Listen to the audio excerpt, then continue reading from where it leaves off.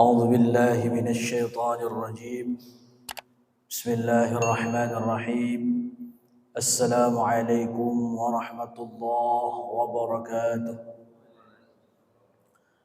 الحمد لله وكفى والصلاة والسلام على نبي المصطفى وعلى آله وصحبه أهل التقى والوفاء. أما بعد، رب اشرح لي صدري ويسر لي أمري واحلل عقدة من لساني يفقهوا قولي. رب يسر ولا تؤسر، رب تمم بالخير، ولا حول ولا قوة إلا بالله العلي العظيم.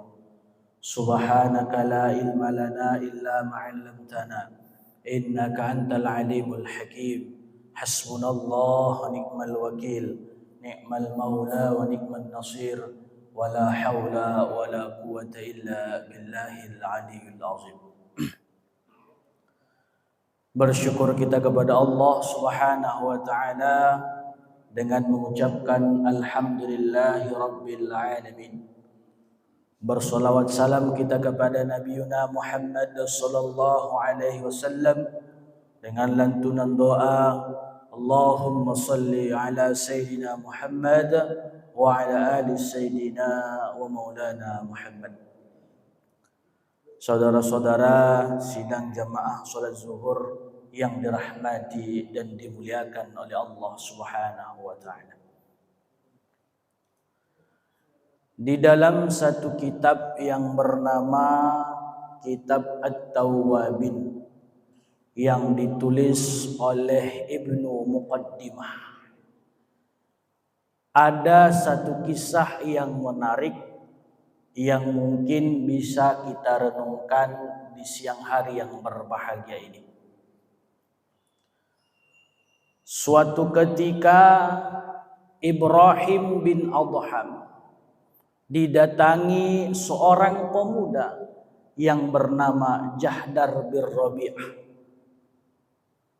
yang mana pemuda ini menanyakan kepada Ibrahim bin Adham cara bagaimana melakukan maksiat agar tidak diketahui oleh Allah Subhanahu wa taala. Bagaimana caranya agar boleh melakukan maksiat? Inilah yang ditanyakan oleh pemuda ini kepada Ibrahim bin Adham. Lalu Ibrahim bin Adham menjawab dengan beberapa persyaratan. Kamu pemuda boleh melakukan maksiat kepada Allah Subhanahu wa taala dengan catatan satu, jangan engkau makan rizki pemberian Allah Subhanahu wa taala. Padahal dalam Al-Quran Allah Subhanahu wa taala menceritakan dalam surah Hud, surah yang ke-11 ayat 6, Allah sebutkan, Bismillahirrahmanirrahim, wa ma min dabbatin fil ardi illa 'alallahi rizquha. Tidak ada satupun di muka bumi Allah ini yang diberikan rizkinya kecuali itu atas izin Allah, pemberian Allah. Jadi takkan mungkin seseorang itu bisa makan, bisa memperoleh rizki kecuali atas pemberian Allah. Maka pemuda, kamu boleh saja melakukan maksiat kepada Allah, tapi jangan makan engkau daripada pemberian Allah Subhanahu wa taala. Luar biasa. Ini renungan bagi kita, bahwasanya apapun yang Allah berikan saat ini adalah pemberian dari Allah Subhanahu wa taala. Yang kedua, kata Ibrahim bin Adham, kamu boleh melakukan maksiat di muka bumi Allah ini dengan catatan jangan engkau tinggal di muka bumi Allah ketika melakukan maksiat. Masya Allah. Kalau tidak muka bumi Allah ini yang kita tempati, kalau bukan bumi ini yang kita pijak, di mana lagi kita bertempat tinggal? Allah sebutkan dalam Al-Quran, walillahi ma fis samawati wal ard wa ilallahi turja'ul umur. Kepunyaan Allah, milik Allah, apa-apa yang ada di langit, apa-apa yang ada di bumi. Wa ilallahi turja'ul umur, kepada Allah lah kita tempat kembali. Jadi takkan mungkin kita bisa hidup bukan di bumi Allah. Ini kan persyaratan yang sangat-sangat tidak memungkinkan, sehingga membuat pemuda ini terfikir untuk melakukan kemaksiatan kepada Allah Subhanahu wa taala. Lalu kata Ibrahim bin Adham, kamu boleh melakukan kemaksiatan kepada Allah. Syarat yang ketiga adalah ketika kamu melakukan kemaksiatan itu, sembunyilah dari Allah Subhanahu wa taala. Ketika kamu melakukan yang namanya dosa itu, jangan dilihat oleh Allah Subhanahu wa taala. Padahal kita sering baca dalam surah Al-Baqarah yang kita kenal dengan ayatul kursi, Allah sebutkan di ayat 225, wala yuhituna bisyai'im min ilmihi illa bima syaa. Tidak ada satupun yang luput dari pengetahuan Allah. Tidak ada satupun yang lepas dari pengetahuan Allah. Apapun yang kita lakukan, Allah tahu. Sekiranya semut yang hitam berjalan di malam gelap gulita di atas batu yang hitam, Allah tetap mengetahui kondisi semut tersebut. Sekiranya kita lari ke gunung untuk bersembunyi, lari ke lembah, ke lautan, samudra sekalian, kalaulah itu semuanya tetap dilihat, tetap diketahui oleh Allah Subhanahu wa taala, maka tidak ada jalan untuk kita bermaksiat agar tidak diketahui oleh Allah Subhanahu wa taala. Kata Ibrahim bin Adham bahwasanya kemaksiatan itu jangan dilakukan lagi. Belum lagi Ibrahim bin Adham melanjutkan syarat yang keempat, pemuda ini sudah mulai menangis. Ada suatu kisah di mana seorang kiai menugaskan 3 santrinya untuk menyembelih ayam. Dengan syarat jangan ada seorang pun yang melihat.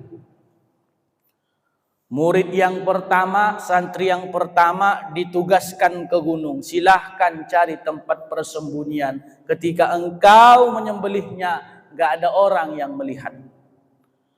Santri yang kedua ditugaskan ke lautan, ke pantai. Silahkan engkau sembelih ayam tersebut, jangan ada orang yang melihat.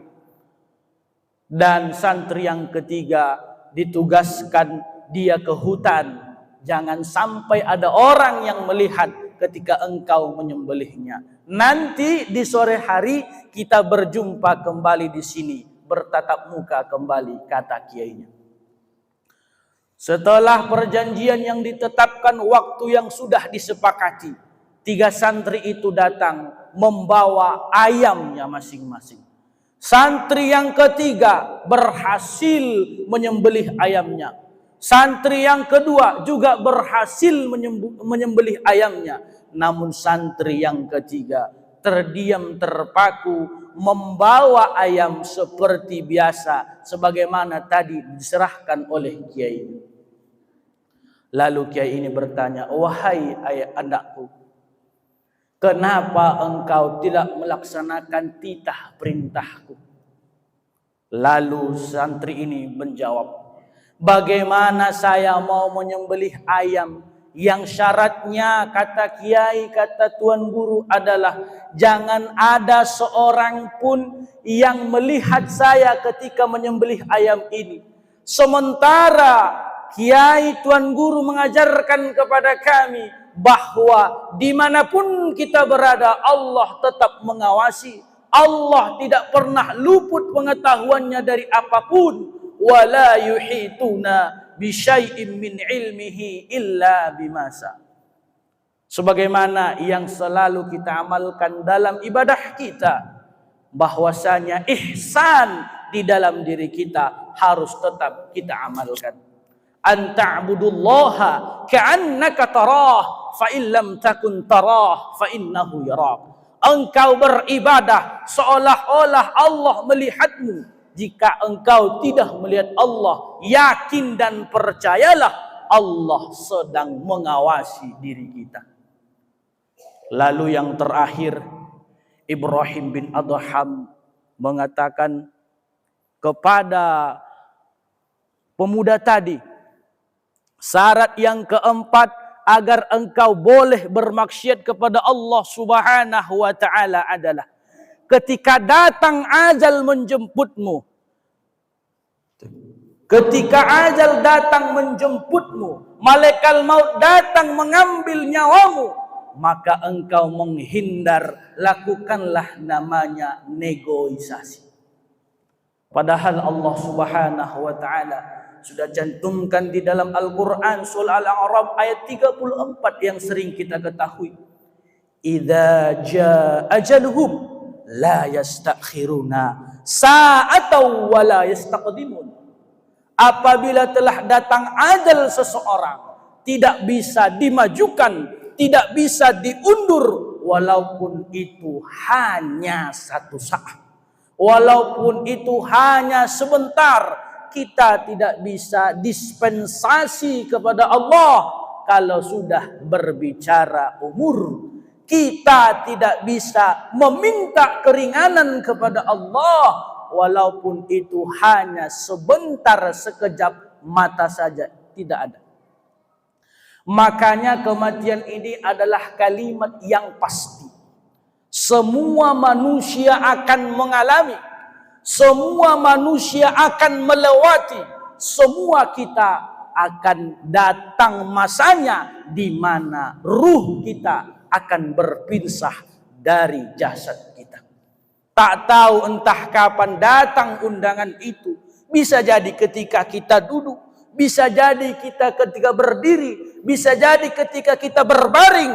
Yang kita khawatirkan adalah ketika kita berangkat kepada Allah, berjumpa dengan Allah, Allah mencabut nyawa kita, kita kondisinya belum sempat bertaubat kepada Allah Subhanahu wa taala. Ini yang sangat kita sayangkan. Untuk itu, selagi nyawa masih ada dalam badan, selagi Allah masih memberikan kesempatan, mari yuk sama-sama kita beramal kepada Allah Subhanahu wa taala. Mudah-mudahan dengan rajinnya kita beribadah setiap waktu, setiap saat, setiap keadaan, insya Allah kita kembali kepada Allah membawa perbekalan amal, membawa perbekalan amal soleh agar kita berjumpa dengan Allah dalam keadaan hasanah, bukan dalam keadaan sayyi'ah. Tazawwadu fa inna khairaz zati taqwa. Maka bersegeralah kita berbekal bekal yang paling utama untuk kembali kepada Allah sebelum kita mati, yaitu adalah perbekalan takwa. Demikianlah mungkin yang dapat saya sampaikan pada siang hari yang berbahagia ini. Maka mari kita renungkan bersama ketika kita mau melakukan maksiat. Yang pertama tadi, kalau mau melakukan maksiat, jangan kita makan rizki Allah. Yang kedua, kalau mau juga kita melakukan maksiat, jangan tinggal di bumi Allah. Yang ketiga, kalau mau kita melakukan maksiat, jangan kita diketahui oleh Allah Subhanahu wa taala. Dan yang terakhir, kalau mau kita melakukan maksiat, janganlah kita mau ketika datang malaikat maut menjemput kita, jadikanlah itu negosiasi. Kalau sanggup melakukan yang empat ini, silahkan lakukan kemaksiatan. Namun logika manusia menyebutkan tak akan ada satupun yang mampu dan sanggup melewati empat perkara ini. Demikian, wabillahi taufiq wal hidayah. Subhanakallahumma bihamdik, Asyhadu an la ilaha illa anta astaghfiruka wa atubu ilaik. Afwan minkum. Assalamualaikum warahmatullahi wabarakatuh.